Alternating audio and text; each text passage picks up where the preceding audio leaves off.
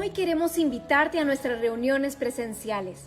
Como iglesia, nos hemos esforzado por cumplir con todos los protocolos que exige el Ministerio de Salud e ir más allá, para garantizar tu seguridad y la de tu familia cada vez que nos acompañes. Para poder ingresar, deberás traer tu mascarilla. Se te tomará la temperatura y pasarás por nuestra estación de desinfección de manos, zapatos, celulares y cualquier otro objeto que necesites limpiar.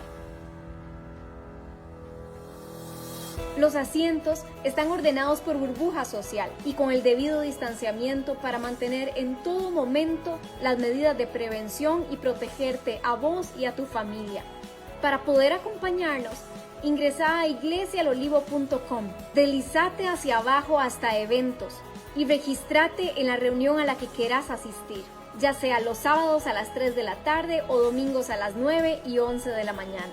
Al finalizar cada servicio, nuestro equipo de servidores te guiará para salir inmediatamente de manera controlada y segura, y así limpiar y desinfectar nuevamente el salón, los baños y todas las demás zonas para la siguiente reunión. Nos hemos unido como iglesia en un gran esfuerzo para volver a estar juntos como hermanos y hermanas en la casa de Dios, y sabemos que será una bendición para vos también. No dejes pasar esta oportunidad, te esperamos.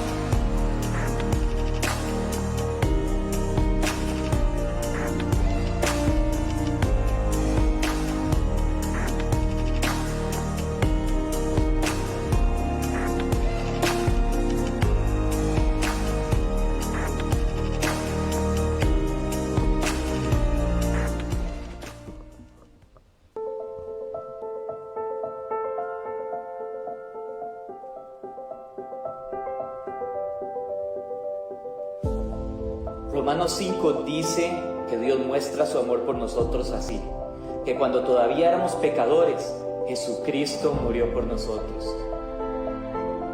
Porque Él nos amó de tan grande manera, amamos a los demás. Esa es su iglesia, donde somos edificados y consolados, incorporados y restaurados, discipulados y enviados. Y aquí es donde inicia, porque en todo lugar donde vayamos, toda persona debe conocer las buenas nuevas. Por eso predicamos en todo tiempo, agradecidos con su fidelidad. Le buscamos porque lo necesitamos, en comunión con su palabra en obediencia, mostrando ese amor que recibimos. Ahora, enviamos por los perdidos. Esta es la vida eterna, que te conozcan a ti, el único Dios verdadero.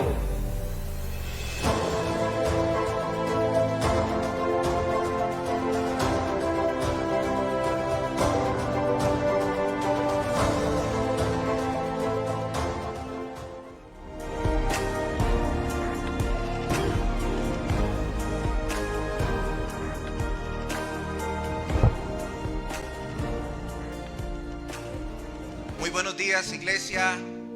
Buenos días a los que se nos conectan desde la casa también. Yo quiero que usted hoy inicie este domingo con expectativa de lo que Dios le va a hablar, de lo que Dios quiere hacer con usted.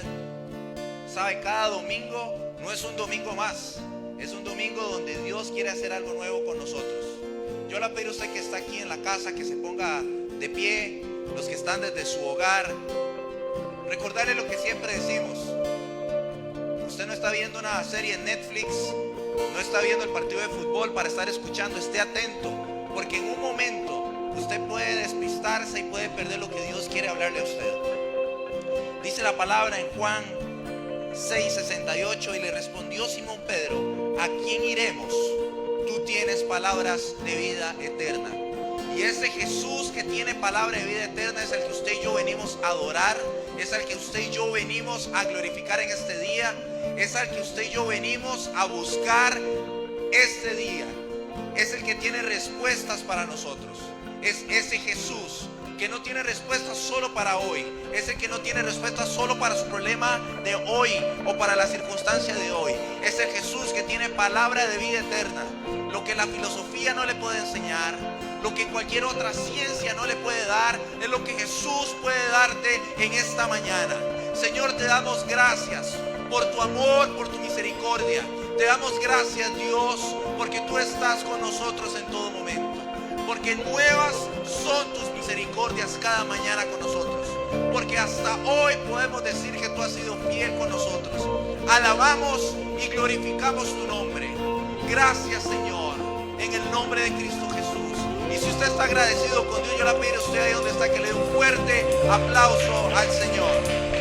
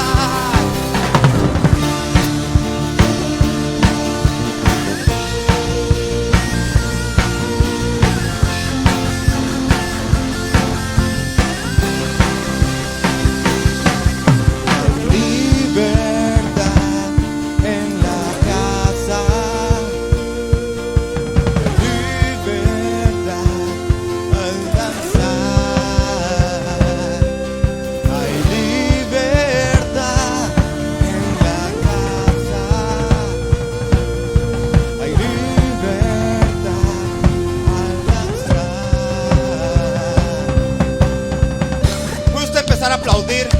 Iglesia, vamos a despertarnos. ¿Sabe? Conversábamos en la mañana. Tenemos libertad en Cristo Jesús para adorar hoy aquí al Señor.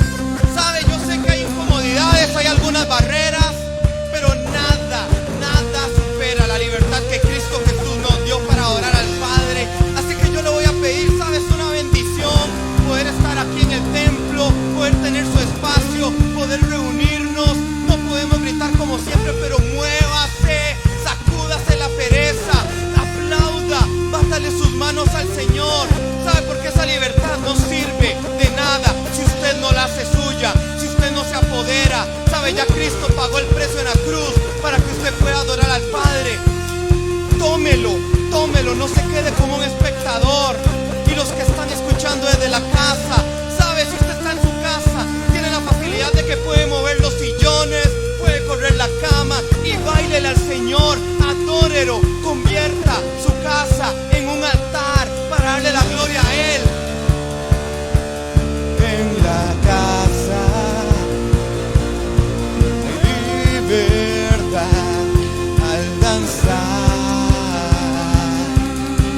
Hay libertad en la casa. Hay libertad al danzar. Hay libertad en la casa de Dios. Hay libertad en la casa de Dios. Hay libertad. Hay libertad. Hay libertad en la casa de Dios. Hay libertad en la casa de Dios. Hoy hay libertad. Oh, somos libres por su sangre. Somos libres al danzar. Somos libres por su sangre. Somos libres al danzar.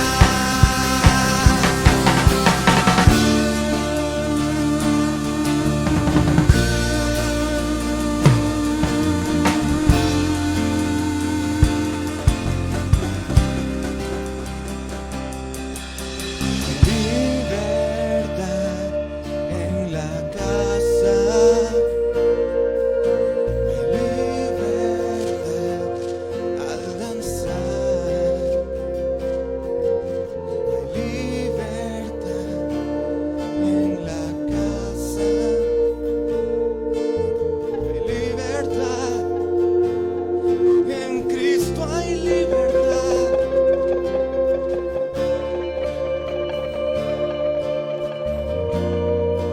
En Cristo hay libertad.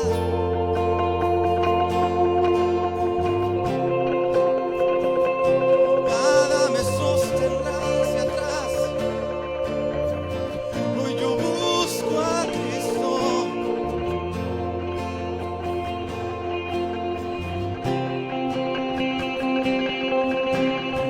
Nada me detendrá. Hoy yo busco a Cristo. ¿Sabes dónde está? Le va a pedir cierre sus ojos. ¿Sabe? Le voy a pedir que ore, Señor. Quita toda cadena, todo estorbo, Señor, todo obstáculo, cualquier cosa que impida que yo pueda ir a verte, cualquier cosa que me esté distrayendo, Señor, cualquier cosa que me quite la atención de ti, Padre. Rota está toda cadena. No hay atadura más fuerte que el nombre de Jesús. Todo velo cae hoy de mis ojos. Toda fortaleza se cae de mi mente en el nombre de Cristo Jesús. Esto no es solo una canción, ¿sabe? Hay libertad en este lugar, en el nombre que es sobre todos los nombres, el nombre del Rey de Reyes, del Señor de Señores, nombre de poder, nombre de autoridad, es el nombre de Jesús, el nombre por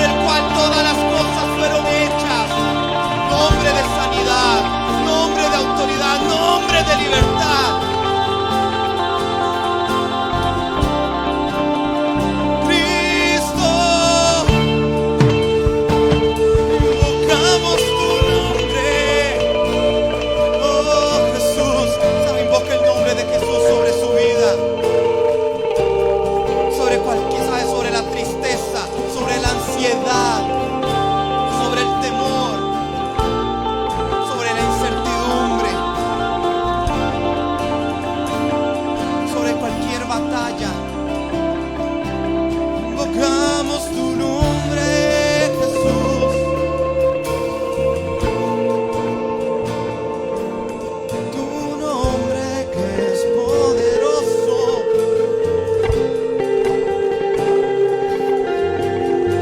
Sé que tienes el poder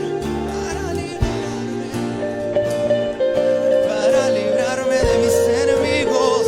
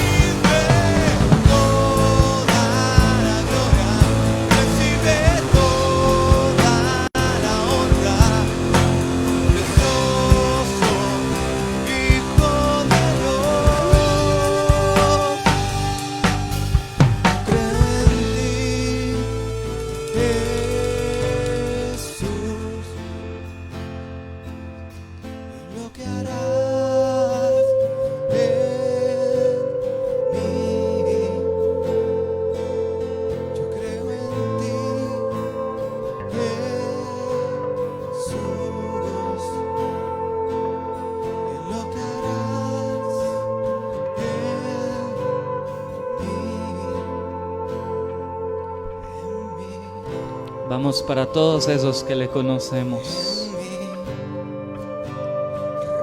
Puedes decirle: Señor, yo creo que tienes control de mi casa. Señor, yo creo que tú tienes control de mi familia. Señor, yo creo que tienes control de mis finanzas. Señor, yo creo que tienes control de esa situación adversa que estamos pasando. Señor, yo creo en ti. Creo en ti.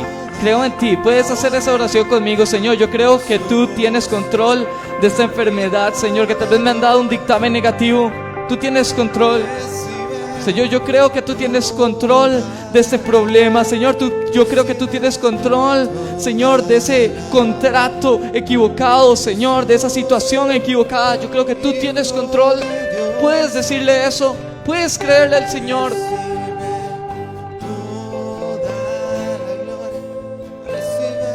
Porque para los que aman al Señor, todas las cosas, todas ayudan a bien.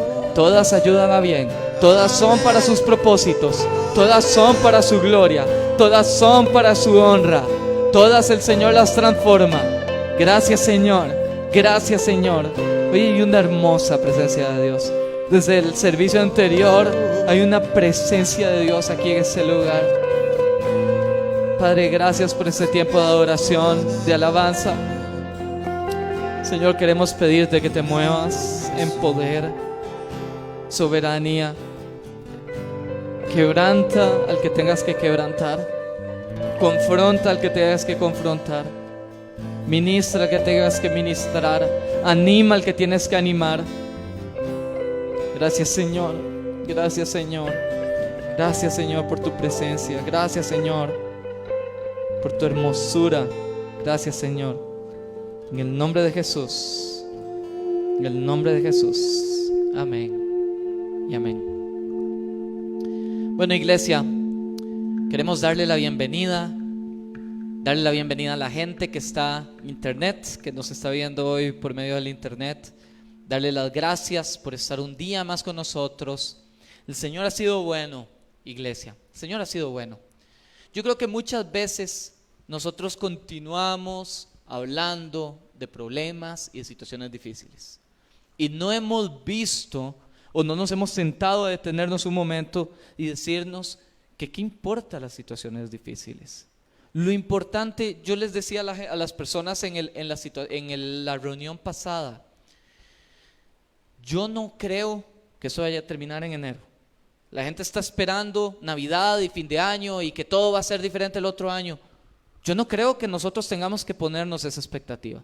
La expectativa que nosotros tenemos que ponernos es qué nos quiere decir Dios con esto y cómo vamos a reaccionar a este tiempo, porque la situación va a seguir siendo la misma y la pregunta es si nosotros vamos a seguir siendo los mismos.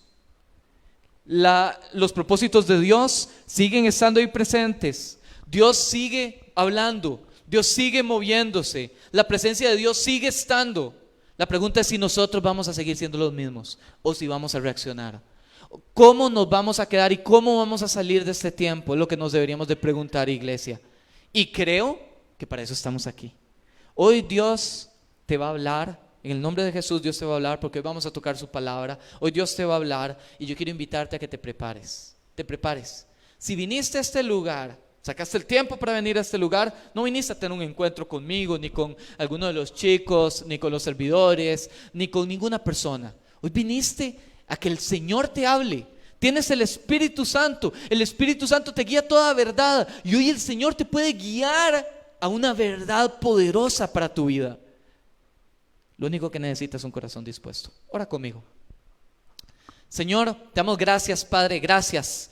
Prepara nuestro corazón para lo que tú tienes hoy para nosotros. Señor, sabemos que tú nos convocaste, sabemos que tú nos trajiste, sabemos que tú nos diste las formas de venir hoy hasta aquí. Padre, que seas tú el que hable a nuestro corazón. Si tú estás en tu casa, ahí en la sala, que el Señor hable a tu corazón hoy. Que el Señor hable a tu corazón, que la presencia de Dios descienda ahí en el nombre de Jesús. Que tengas hoy un encuentro personal con el Señor desde tu casa. Gracias, Señor, en el nombre de Jesús. Amén y amén. Quiero invitarlo. Estamos en una serie, estamos empezando una nueva serie. Vamos a seguir con esa serie todo lo que nos queda del año. Y esta serie trata acerca del nacimiento del rey. Obviamente usted sabe a qué rey nos estamos refiriendo. Nos estamos refiriendo al Señor, el nacimiento del Señor. Y parte de lo que yo quería conversar hoy, o de lo que quería hablar, era de lo que, cómo el Señor o cómo la palabra nos lleva a entender de dónde viene Jesús. Y vamos a estudiar de dónde viene Jesús para entender quién es Jesús. Y quiero invitarlo a que vaya conmigo. Vamos a leer libro de Mateo, se lo voy a leer en Reina Valera. Si usted tiene otra versión, gloria a Dios. Vamos a leer los primeros 17 versículos. Por lo general agarramos la Biblia. Yo no sé si a usted le pasa, va al libro de Mateo y empezamos a leer en el versículo 18. Ya se va a dar cuenta por qué. Y nos brincamos esos primeros 17 versículos. Hoy yo quiero hablar de eso, porque vamos a ver, vamos a leer antes de empezar. Entonces no quiero adelantarme. Dice versículo 1 en adelante. Voy a leerlo rápido, sígalo conmigo. Si usted está en su casa, márquelo en su Biblia y léalo conmigo. Lo puede leer también en la pantalla. Dice: libro de la genealogía de Jesucristo, hijo de David, hijo de Abraham. Esa es la introducción.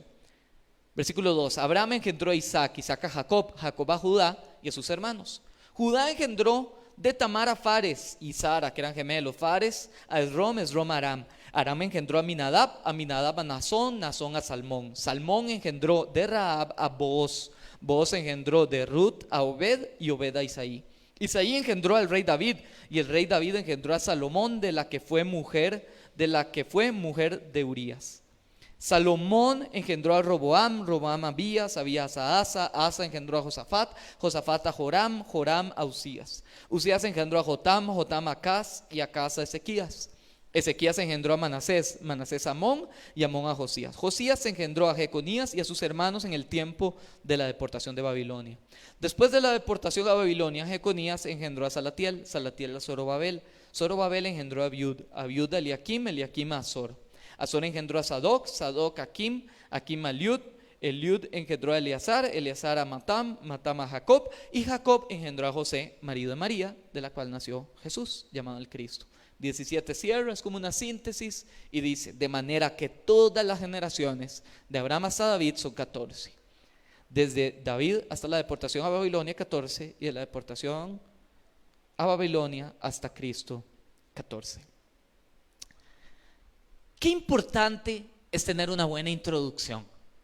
Qué importante es tener una buena introducción. Si usted es amante del cine, o de la música, o de un libro, de leer, la introducción es la que me engancha con el tema. Si una buena introducción me va a enganchar con el tema. Por ejemplo, si usted ha leído esto, usted se va a dar cuenta de lo que le estoy hablando. Hay un libro que dice que todos los niños crecieron. Empieza: todos los niños crecieron, menos uno. Si no sabe lo que le estoy hablando, lo estoy hablando de Peter Pan. Así es como empieza el libro. Hay otro libro que dice: y érase una vez en la Mancha. Le estoy hablando del Quijote. Si empieza ese libro. Y hay una película, sé que es la favorita de Alonso, ahora lo estaba hablando con él, que dice: yo siempre, desde niño, siempre quise ser mafioso, que es Goodfellas, Buenos Amigos, si usted la ha visto, una película de mafiosos. Cada introducción, la introducción va a hacer que yo me enganche con lo que estoy leyendo y que el resto de cosas de lo que yo esté leyendo sea atractivo. Si usted se va a los evangelios, y quiero que lo haga conmigo, los evangelios son cómo la Biblia registra la vida de Cristo. Es el centro de la Biblia. Cristo es el centro de la palabra. Cristo es la razón de ser de nosotros como iglesia, su resurrección, su vida. Y los evangelios, cada uno tiene introducciones poderosas. Quiero que vaya conmigo. Lucas, vamos a ir a Lucas rápidamente. Lucas 1, quiero leer solo el versículo 3 para ir más rápido.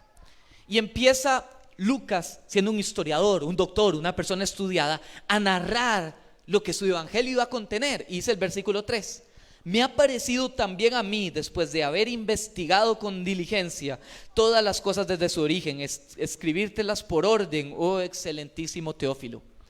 Lucas viene y empieza a narrar cómo viene un conjunto de historias que él tomó el tiempo para investigar. Ahí hay un producto de una persona que sacó tiempo para investigar y narrar un conjunto de acontecimientos en un orden. Una introducción interesante. Juan, todos la hemos leído, en el principio era el verbo y el verbo era con Dios y el verbo era Dios. ¡Wow! ¡Qué introducción! ¿Verdad? Para el Evangelio de Juan. Y si usted se va a Marcos, capítulo 1, versículo 1, dice: principio del Evangelio de Jesucristo, el Hijo de Dios. Sumamente fuerte, una entrada que usted ya dice: ok, ya entiendo de lo que me va a hablar. Y cuando usted empieza a comparar eso y se va a Mateo, usted dice: qué raro, Mateo me quedó a deber. Mateo empieza con una genealogía, hijo de tal, hijo de tal, hijo de tal, y empieza uno hasta lo siente como repetitivo, y uno dice: ¿cuál es la importancia de esto? Ahora, quiero explicarte una cosa. Hoy en día la gente está muy metida con plataformas como Ancestry.com. Todo el mundo quiere conocer de dónde vengo, cuál es mi línea genealógica, de dónde tengo sangre, e investigar cuáles son mis raíces. Y la razón es esta: la gente está interesada en eso porque de dónde vienes va a marcar mucho de quién eres. Tus facciones, la forma en cómo te comportas, la forma en cómo actúas, la forma en cómo te mueves de forma diferente en medio de comunidades y sociedades. De dónde vienes marca quién eres. Y Mateo entendía eso. ¿Qué quiso hacer Mateo con esa genealogía? Mateo lo que quiso es responder la pregunta: ¿quién es Jesús? Y para conocer quién es Jesús, no hay que solamente ver lo que Jesús hacía. Para responder quién eres, yo no tengo que nada más ver lo que tú haces o los títulos que tienes, sino que es importante ver de dónde vengo para entender muchas cosas de cómo somos nosotros como personas. A mí a veces me pasa, yo tiendo a ser muy militar con todas las cosas que hago. Y si yo no supiese que soy alemán, que tengo familia alemana, no entendería por qué soy así diferente a todos los demás ticos, que todos tenemos cosas de la cultura o de nuestra nación. Y todos nos identificamos con alguien. A nosotros mucha gente pasó a ser hincha del Real Madrid porque Keylor Navas jugaba en el Real Madrid. Y no es por un tema de que conozcamos a Keylor Navas. Yo no sé si usted conoce a Keylor Navas, yo no lo conozco, nunca he hablado con él, nunca lo he visto ni siquiera de cerca. Pero me identifico por solo el hecho de que él es costarricense. Que él sea costarricense hace que yo sienta identificación con él. Porque lo que nos define una nación y una cultura y una identidad no es el territorio, es la gente que habita en él. Y solo por el hecho de él ser costarricense, ya nosotros queremos que a él le vaya bien. O yo no sé usted, yo quiero que le vaya bien. Igual con cualquier área. Si usted se va al área de la ciencia, yo cuando era pequeño quería ser astronauta. Y yo estaba orgulloso de Franklin Chan. Y yo decía: yo quiero ser como Franklin Chan, el astronauta costarricense. Y así sucesivamente. Y cuando nos vamos a un tema de identificación, nosotros nos identificamos con aquel que tiene una causa que era imposible que saliera. No nos identificamos con el jugador de fútbol que era millonario, que tuvo todo para entrenar, que tuvo todas las capacidades y que de sus capacidades simplemente por tener plata logró llegar a ser uno de los mejores. No, nosotros nos identificamos con aquel del trasfondo humilde, del que no tenía para comprar zapatos y que jugaba descalzo. Y con ese es con el que nosotros nos identificamos, porque nos identificamos con la persona y de dónde viene esa persona, con la causa de la persona, con su genealogía, con la razón por la cual esa persona llegó ahí. Esas son las introducciones. Y Mateo nos habla de una introducción muy interesante que nosotros deberíamos de estudiar y apreciar. Y parte del objetivo que tengo para que hoy usted salga de aquí es: uno, que usted sepa quién es Jesús, y dos, que usted entienda la importancia de las introducciones y por qué la Biblia registra ciertas cosas. Usted no puede entender la totalidad de Jesús si no lo ve en un panorama total. Y lo que Mateo nos empieza a pintar o a ilustrar es dentro del panorama total del plan de salvación de Dios. ¿Por qué Jesús vino en tal tiempo ¿Y de dónde venía Jesús? Para que todas las profecías que se habían hablado del Mesías fueran cumplidas. 2000 años antes empezó una palabra que el Señor le dio a un hombre llamado Abraham, que iba a venir al cumplimiento con el nacimiento no de un rey, de el rey, que iba a venir más adelante para conquistar sobre la muerte, sobre el pecado, sobre el dolor y sobre muchas otras cosas. Ese rey que venía a salvarnos, el cumplimiento de la palabra de Dios de salvación, tenemos que verla como un todo. Pero muchas personas agarran de la Biblia verdades parciales, posiciones parciales de quién era Jesús. Y hasta que no veamos a Jesús como el Mesías total del cual habló la Biblia desde el inicio hasta el final, nosotros no vamos a entender verdaderamente quién es ese rey al cual nosotros servimos, quién es ese rey al cual nosotros le hemos entregado nuestra vida. Y quiero invitarlo a leer rápidamente, vamos a volver a leer el versículo 17, usted que está ahí conmigo. Dice el versículo 17, Mateo 1, perdón, me había equivocado del libro. Mateo 1, versículo 17, una vez más dice: de manera que todas las generaciones, desde Abraham hasta David son 14, desde David hasta la deportación a Babilonia 14, y de la deportación a Babilonia hasta Cristo 14. Quiero hacer un paréntesis ahí, me parece que es importante hacerlo. Realmente no eran 14, no eran 14 generaciones. La Biblia registra 14, pero si usted se va a leer las historias bíblicas en conciencia y se va a leer Reyes y se va a leer, usted va a encontrar que hay muchos personajes de la Biblia que no vienen incluidos ahí.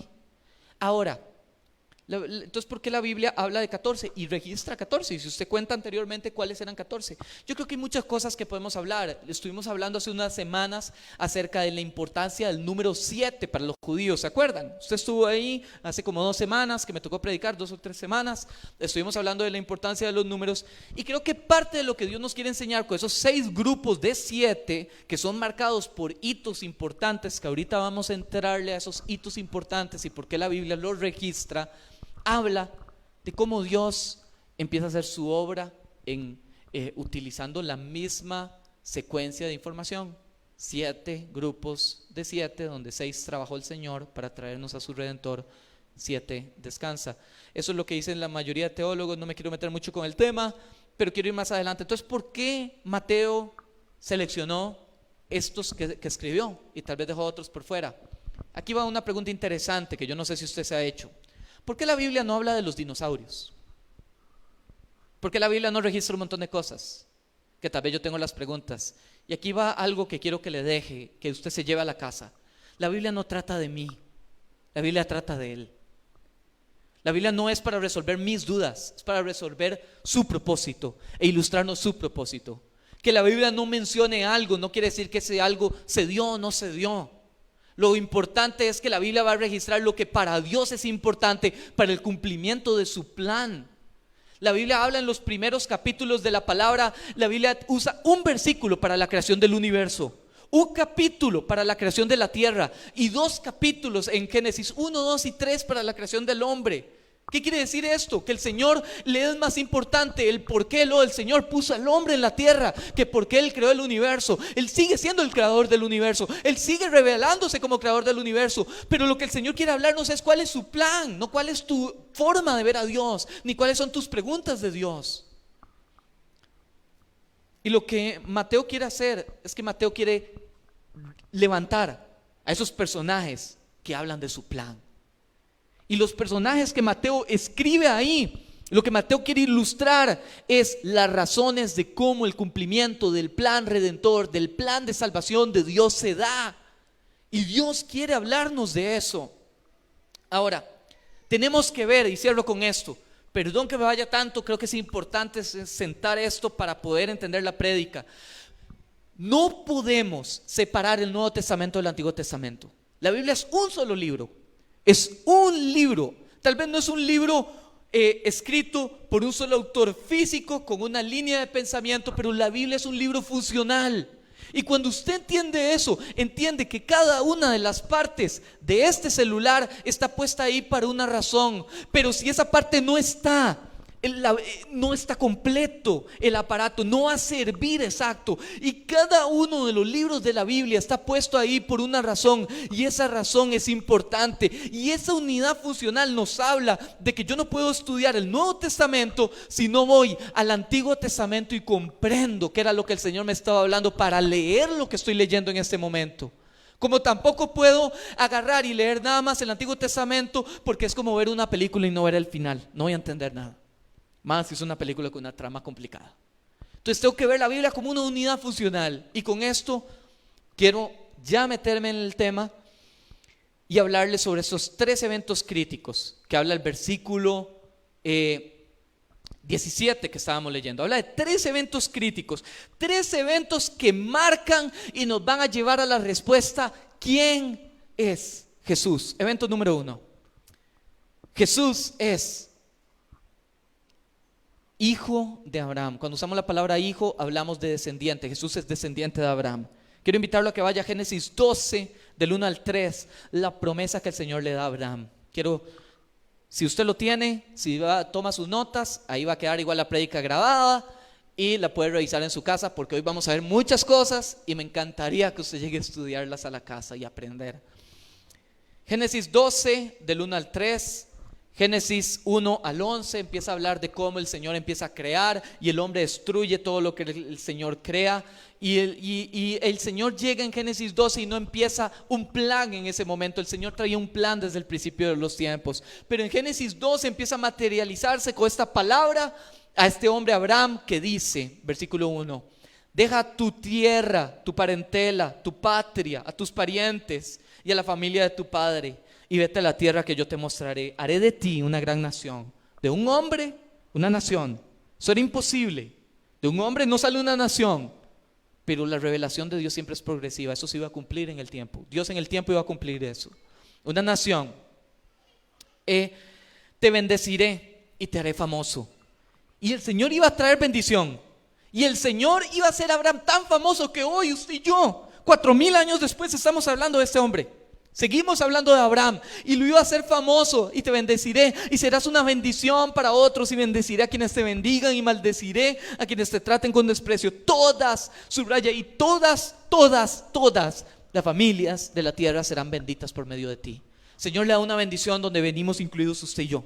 Le da una palabra a Abraham donde usted y yo venimos incluidos. Y el Señor empieza con una frase muy importante. Esta es la genealogía de Jesús, hijo de Abraham.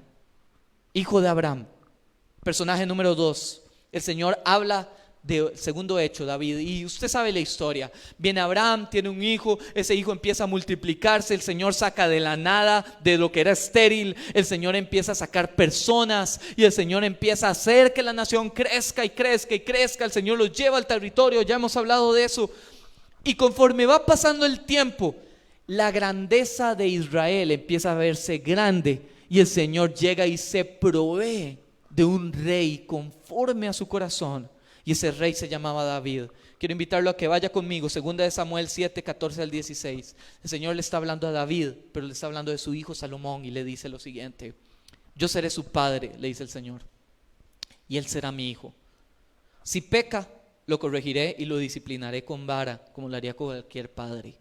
Iglesia, creo que ahí tenemos que tomar un alto y decir: ¿qué estamos haciendo como padres? Sigo. Pero no le retiraré mi favor como lo retiré a Saúl, a quien quité de tu vista. Tu casa y tu reino continuarán para siempre adelante de mí, y tu trono estará seguro para siempre. Y el Señor le da un pacto perpetuo y le dice: David, tus generaciones va a venir el Salvador. De tus generaciones va a haber un rey por siempre. De tus generaciones, pase lo que pase, va a venir un reinado. Tal vez no tenían todas las respuestas, tal vez no sabían cómo iba a ser, tal vez no sabían cómo eso se iba a dar. Ellos esperaban un rey que viniera en un poder político y los liberara de un tiempo difícil, que ya lo vamos a ver más adelante. Pero había una promesa, y la promesa era perpetua. Y quiero decirte algo: y lo que Dios habla se cumple. Escúchame, iglesia, levántate. Lo que Dios ha hablado se cumple, se cumplirá. Lo que Dios ha hablado a tu corazón se cumplirá. Si Dios ha hablado de tu familia, ¿qué importa lo que venga? ¿Qué importa la circunstancia? ¿Qué importa lo que esté pasando alrededor? Dios se cumplirá, Dios lo cumplirá. Y el Señor viene y le da esa palabra. Y el tercer acontecimiento que da es el acontecimiento, viene Israel. Israel ya era una nación próspera, una nación que estaba en su auge, en su apogeo, pero una nación rebelde de corazón. Y usted empieza a leer la genealogía de David y usted encuentra hombres temerosos de él, pero también encuentra un montón de hombres que hicieron lo aborrecible a los ojos de Dios. Iglesia, el Señor es un Padre que nos ama, pero también el Señor es un juez justo. Y el Señor castigó a Israel, dividió su país, se hizo 2 reinados, Israel en el norte, Judá en el sur. Poco a poco Israel fue y cayó en manos de los enemigos y fue conquistado y vivió en esclavitud, años, generaciones, 2000, 3000 años, 2500 años. Vivió hasta, si no me equivoco, creo que fue en el año 48, 1948, que Israel volvió a ser un país lejos de su tierra. Y luego Judá pasó el mismo destino. Salmo 137 habla de cómo los judíos se referían a su tierra y decían: extrañamos Sión, extrañamos Jerusalén, pero no podemos volver. Ya metí las patas, ya entré en rebeldía, ¿qué voy a hacer? Si ya no puedo volver. Y no somos diferentes a esa generación, no somos diferentes, porque ellos tenían la palabra, ellos tenían los principios, ellos iban a la iglesia, ellos recibían palabra todos los domingos, pero decidieron confiar en su propia prudencia, que en el Señor, decidieron poner su fe en ellos mismos, decidieron no creerle a Dios, decidieron rechazar a Dios. Y muchos somos así. Muchos somos así. Por deleites y placeres temporales decidimos rechazar a Dios. Por enfocarnos en lo que no deberíamos de enfocarnos, decidimos rechazar a Dios. Porque si la Biblia gira en torno de Él, si usted y yo le conocemos, nuestras vidas tienen que girar en torno de Él también, no en torno a nosotros. ¿Cómo oras? Padre, es que me siento tan cansado. Señor, es que necesito esto. Señor, es que necesito que me levantes. Señor, Señor, Señor. Y no está mal tener necesidad, pero si todo gira en torno a ti, yo no sé si tú le conoces. La Biblia fue escrita porque Dios tiene un plan y Dios te incluye en el plan, y eso es poderoso. Poderoso. Dios no tenía que incluirte en el plan, Dios no tenía que incluirte en eso, y Dios decidió usarte. Él podía hacerlo, pero Él nos hizo vasos de honra. Y Él quiere usarte. Y Él quiere que te levantes. Y Él quiere que prediques. Y Él quiere que salgas. Y Él quiere que digas. Porque si tú no lo dices, ¿quién lo va a decir? Yo le contaba en el culto pasado. Mi abuela 2 veces ha entrado en el hospital en el último mes. Las 2 veces le dieron un diagnóstico negativo y hoy está en su casa. Gloria a Dios. La última vez que fui a verla, yo dije: tengo que orar por ella. Tengo que orar por ella. Si ella no te conoce, tengo que orar por ella, porque la quiero y porque conozco al Señor. Y si no lo hago yo, ¿quién lo va a hacer? Esta es una generación donde deberíamos de vivir así. Usted no sabe si el Señor viene mañana. Hay una promesa, y como estas promesas, la promesa del Señor se cumplirá, a pesar de usted, o con usted o sin usted, a pesar de usted. Pero usted y yo somos parte de esa promesa que el Señor está dando. Usted y yo somos parte de esa bendición que el Señor quiere hacer en las naciones. Usted y yo somos parte del cumplimiento de esa promesa. Y o la agarramos y entendemos que eso es para nosotros, o nos hacemos de la vista gorda. Pero si nos hacemos de la vista gorda, yo tengo que meditar si amo o no amo a Dios. 1 Corintios 13 dice que el amor no mira lo suyo. El amor no es envidioso. El amor no piensa en uno.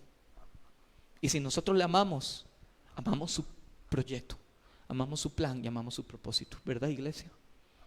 Y trabajamos por Él y nos desgastamos por Él y vivimos para Él. Si Él es nuestro Rey, Él habla, nosotros obedecemos, no al revés. Espero que esté conmigo, iglesia.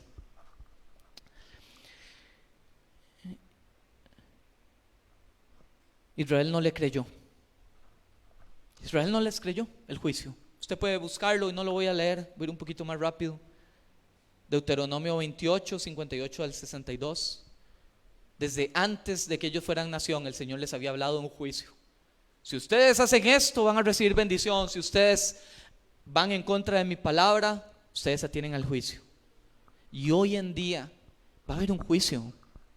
Lo creas o no lo creas, lo compartas o no lo compartas, Dios ha cumplido todo y Él va a cumplir su juicio.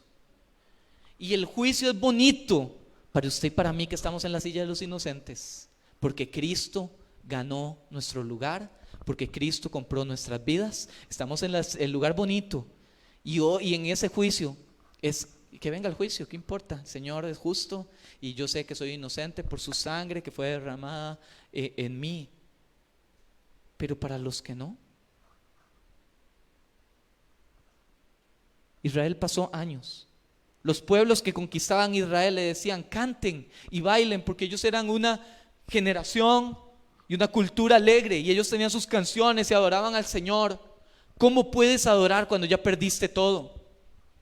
Cuando la gente sale de aquí, tal vez sales de aquí por un placer temporal, por una persona, por una situación, por un trabajo, por algo que te distrajo y te sacó del propósito de Dios. Y en ese momento tal vez sentirás que todo se está cumpliendo, pero en el momento donde venga el caos, donde venga la crisis, donde venga la necesidad, ya no vas a tener ganas de cantar, porque vas a querer estar en su presencia, vas a querer estar en su paz, vas a querer comer de su mesa, vas a querer recibir su abrazo.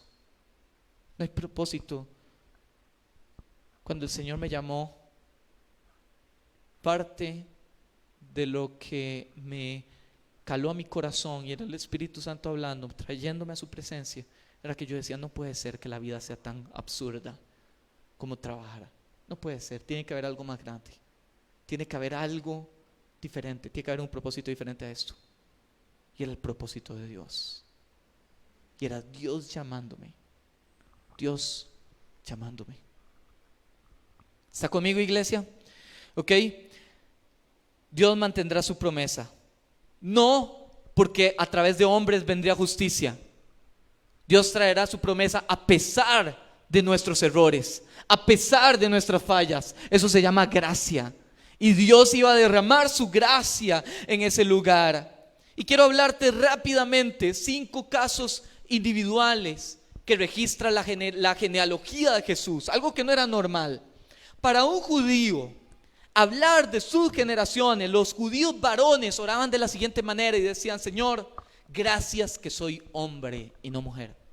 Señor, gracias que soy judío y no gentil. Esa era la oración de los judíos varones. Las genealogías eran marcadas por los hombres. Y Mateo hace un registro muy interesante. Mateo registra 5 mujeres en la genealogía de Jesús.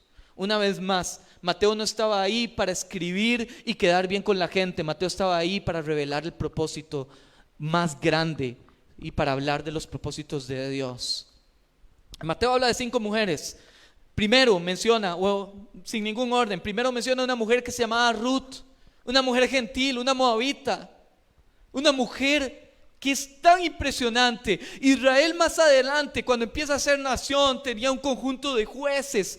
Y Israel como nación dice: queremos tener un rey como las otras naciones. Y ellos piden a Saúl, y el Señor prepara un rey conforme a su corazón, que se llamaba David, un pastorcillo desconocido. Y el Señor lo empieza a preparar. Pero antes de que Israel pidiera nación, 4 generaciones antes, usted empieza a leer la Biblia y usted se encuentra libros históricos, y usted empieza a leer libros históricos y usted se encuentra el libro de Ruth. Usted dice: ¿qué es este libro? Qué raro, ¿por qué está metido aquí? Un libro de romanticismo, de una relación imposible y de una mujer gentil que no estaba llamada, no era judía, no estaba llamada a ser parte de. Y esta mujer gentil es marcada y registrada porque iba a ser la bisabuela de David. Aquí te dejo algo. Dios tiene control de tu necesidad antes de que tú la pidas. Antes de que Israel pidiera un rey, ya Dios estaba trabajando en la genealogía de David. Ya Dios lo estaba preparando. Dios no reacciona a los imprevistos. Dios tiene control de los imprevistos. Y Dios tiene todo bajo su control. Y si hoy estás pasando una situación difícil, Dios tiene control de tu vida. Y Dios tiene control de todo. Así trabaja nuestro Señor. Gloria a Dios. Segunda mujer, Tamar. Tamar era una mujer que se viste de prostituta para poder tener relaciones con su suegro y tener hijos, y tiene gemelos. Marcada y registrada en la palabra de Dios. Rahab, una mujer gentil, tampoco era judía, gentil, prostituta.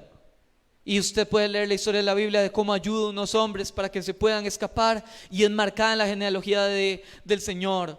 Betsabé es una mujer con la cual David cometió su gran pecado, y iba a ser el pecado que David cometió de mandar a matar a su esposo al final para poder quedarse con ella. Es otra mujer que aparece ahí, María. Pero anteriormente usted puede ver el montón de mujeres que la Biblia menciona, y yo quiero decirle algo. El Señor permite que un montón de personas sean registradas porque el Señor, si usted y yo fuéramos los redactores del libro de Mateo, probablemente usted y yo contaríamos la historia distinta. Cuando usted habla de su familia, ¿qué dice? Cuando usted habla de sus generaciones, ¿qué dice? Y le voy a decir qué decimos. Pintamos lo bonito y escondemos todo lo negativo. Pintamos lo que nos gusta, que la gente se dé cuenta, y escondemos los trapos sucios. Pero los planes de Dios nunca son como nuestros planes. Y Dios nos enseña algo con esta genealogía. Dios trabaja con gente normal y no con gente perfecta. Y sus propósitos no son los nuestros. Y la forma en cómo Dios actúa no es la misma forma en que nosotros actuamos. Y el imperfecto, cuando llega a Cristo, puede ser usado por Dios. Estas mujeres fueron usadas por Dios para hacer el plan de Dios, para darnos un Salvador, un rey, y no un rey, el rey que iban a ser. Era una forma diferente a como nosotros lo hacíamos, y muestra finalmente que todo obra para bien. Quiero decirle algo también importante. Dios incluye a quienes nosotros excluimos, y Dios abraza a quienes nosotros rechazamos. Un rey distinto. Todo esto, las promesas de Abraham, la promesa de David y la desolación y la crisis con el exilio, iban a dar a luz un rey que iba a traer salvación. No era el que esperaban los judíos, no era un rey libertador, no era un rey que iba a venir con caballo, era un rey que venía andando en mula, un rey que no tenía castillo, sino que nació en un pesebre, un rey humilde, un rey sin dinero, un rey que empezó de lo poco, un rey con una historia distinta, un rey donde su arma no es una espada física, es la palabra de Dios, y donde sus ejércitos no son ejércitos que van y matan, son ejércitos que abren su boca y predican el evangelio. Ese rey iba a nacer, ese rey era parte de la soberanía, ese rey se estaba preparando, y ese rey iba a ser cumplido como la venida de Cristo va a ser cumplida. La segunda venida, cuando Él va a venir en su caballo, el fiel y verdadero, a llevarnos a nosotros, a llevarnos al lugar celestial, eso se va a cumplir. Y como hubo incrédulos en ese tiempo, hay incrédulos hoy, pero eso se cumplirá. Iglesia, yo quiero cerrar con esto para los de alabanza que vayan pasando. Hay un plan soberano de Dios. Hay un plan soberano de Dios. La soberanía de Dios no está condicionada a usted ni está condicionada a mí. Dios es soberano, Dios es rey. Lo que Él dice se hace. Su propósito se cumplirá. Escúchame, su propósito se cumplirá. Si Dios te ha dado una palabra, su palabra se cumplirá en tu vida. Él usa al que quiere, no al que parece más obvio. Él tiene planes. Él sabe que somos imperfectos, y a pesar de nuestras imperfecciones, Él decide usarnos poderosamente. Todo es al tiempo de Dios. 2000 años pasaron de Abraham a Cristo. 400 años entre Malaquías y Mateo, 400 años de silencio, quizás desesperanzados, pero su promesa se iba a cumplir. Tal vez de Cristo a hoy han pasado 2000 años. Tal vez muchos nos llamarán ignorantes o creen que esto no sucederá, pero como todo lo anterior se cumplió, lo demás se va a cumplir. La palabra de Dios nunca vuelve vacía. Y a como tal vez algunos dirán, esto no pasará, nosotros sabemos que pasará. Cielo y tierra pasará, mas su palabra no pasará. Se cumplirá. Y Él va a venir. Y Él vendrá. Y Él vendrá en victoria. Sus promesas se cumplirán. Pero ahora como iglesia también tenemos muchas cosas que aprender. Y yo quiero dejártelo ahí para que te vayas. Número 1. La historia y la genealogía de Jesús nos habla de personas que parece que no debieron estar, pero estaban. La genealogía de Jesús nos habla de experiencias que no quisiéramos recordar, pero ahí están registradas. Y la palabra de Dios nos habla de eventos que no planeamos, que sucedieron. Nada está fuera del control de Dios. Pero la iglesia es el lugar donde las personas que tal vez en otro lado no deberían de estar, vienen aquí, y el que no debería de estar allá, aquí es recibido y entra en el abrazo del Padre y entra en la soberanía de Dios. Y si tú le recibes, y si tú le anhelas, y si tú le quieres, y si tu corazón está dispuesto, puede que el mundo te rechace, puede que el mundo te diga que no, pero aquí tú encuentras. Donde hay rechazo, aquí encuentras aceptación. Donde el mundo te sacó y te dijo que eras inútil, aquí tienes propósito. Tu propósito no es trabajar, tu propósito no es vivir por ti mismo, tu propósito es en Cristo Jesús. En Cristo Jesús. Quizás muchos hemos vivido experiencias que no quisiéramos. Quizás muchos hemos perdido personas o cosas que queremos dejar en el pasado. Pero tus experiencias de dolor allá en Cristo son usadas para testimonio de vida, de perdón y de poder. Y donde verás la mano de Dios en medio de tus experiencias tristes, como Dios las usa para su bien y para su propósito. Y por último, eventos que no planeamos. Nadie planeó esto. Nadie planeó estar aquí así. Nadie planeó hacer iglesia con mascarilla, pero el Señor lo permitió. Y si el Señor lo permitió, es porque su iglesia tiene que poner la barra más arriba y decir: esto no nos detendrá del plan que tiene Dios. Y hoy tú puedes hacer un compromiso, no con una congregación, no con una iglesia particular, ni no con una iglesia local. Y puede que haya mucha gente en internet que nos está viendo que no es de esta congregación. Tu compromiso no es con este lugar. Tu compromiso es con su palabra, con su plan, con lo que se cumplirá, con abrir tu boca, con decir: voy a empezar un discipulado. El 2021 ya está a la vuelta de la esquina. La pregunta es: ¿qué vas a hacer distinto? ¿Vas a dejar que Dios te use? Dios decidió usarte. Dios decidió que fuese su instrumento. Dios decidió que tú fueses ese canal de intercesión, esa mujer de oración, ese hombre, ese sacerdote que lleve la palabra a su casa. Pero necesitas abrir tu boca, mi hermano. Necesitas quitarte el polvo. Necesitas secarte tus lágrimas y dejar que Dios te use. Ahora, iglesia, ¿cuántos realmente hoy dicen: ese rey es mi rey? Ese rey por el cual murió, derramó su última gota de sangre. Ese rey que entregó todo en esa cruz. Ese rey que me dio libertad, que compró mi libertad, que compró mi vida, que me ha dado todo lo que tengo, que define todo lo que soy. Ese rey es mi rey, porque si ese rey es tu rey, todo lo que eres, todo lo que tienes y todo lo que vales se pone en función a Él. Así que si esa es tu realidad y hoy levantas tu mano, tal vez te da vergüenza, pero en tu corazón está ardiendo, empieza a adorarlo como tu rey. Empieza a buscarlo como tu rey. Empieza a adorar. Ponte de pie, levanta tus manos, entrega tu corazón. No te quedes en el temor, no te quedes en la falta de perdón. Él es rey sobre tu enfermedad, Él es rey sobre tu dolencia, Él es rey sobre tu culpa, Él es rey sobre tu caos, Él es rey sobre tu dolor, Él es rey sobre tu falta de perdón. Puedes entregarle eso.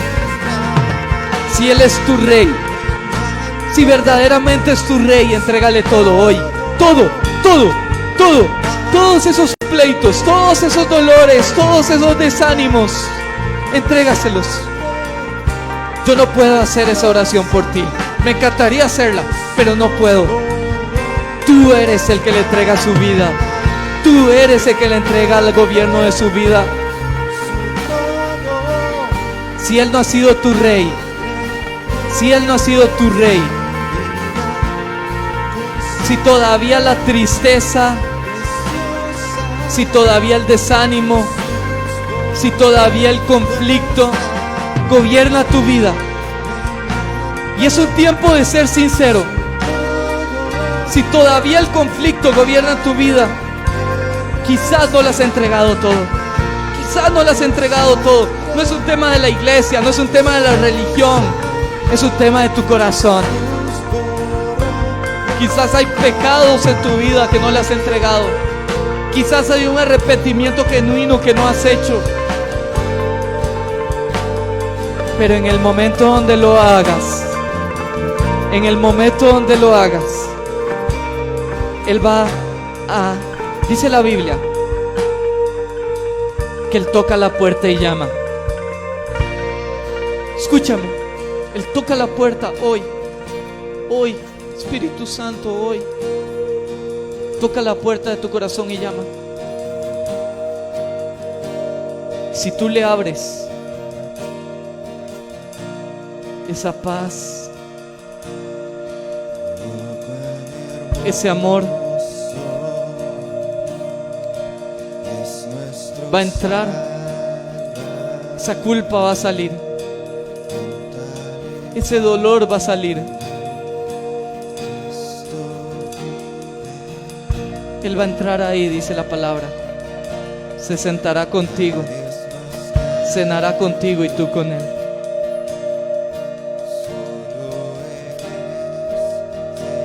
Ahí donde estás, puedes decirle: Rey, gobierna sobre mi vida.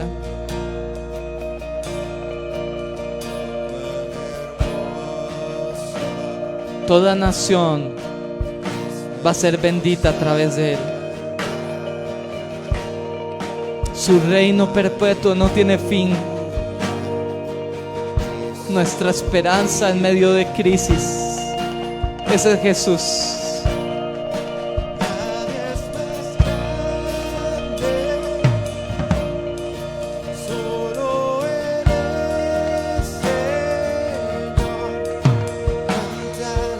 Ese es Jesús.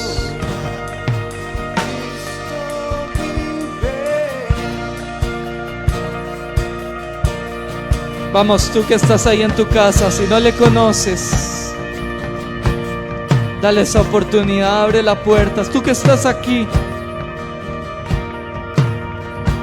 dale esa oportunidad a Jesús.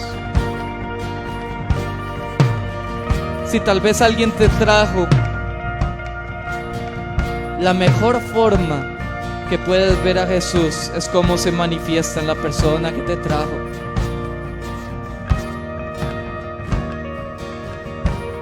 Esa paz, ese brillo, ese gozo, es Cristo en él, es Cristo en ella.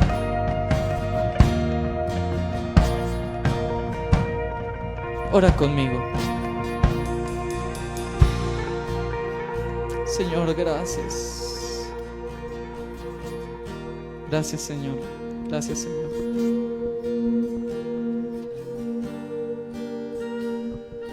Padre, te entregamos nuestra vida. No deje que sea yo el que ore. Usted es el que pelea esa batalla. Usted es el que vela por su vida. Usted es el que vela por su casa. Usted es el que vela por su matrimonio, por sus hijos, sus generaciones. Es usted, no yo. Señor, te entrego las llaves. Te entrego mi corazón. Te entrego todas las puertas de mi vida. Señor, quiero que seas Rey. Habla, que tu siervo escucha. Habla, que tu siervo escucha. Dime hacia dónde, que tu siervo escucha. Gracias, Señor. Gracias por este tiempo. Gracias a los que nos acompañan desde casa. Es una bendición tenerlos. Los esperamos aquí la otra semana. Aquí vamos a seguir un minutito más adorando al Señor. Hay una hermosa presencia de Dios hoy en la casa. Cierra tus ojos nada más. Deja que Dios te hable.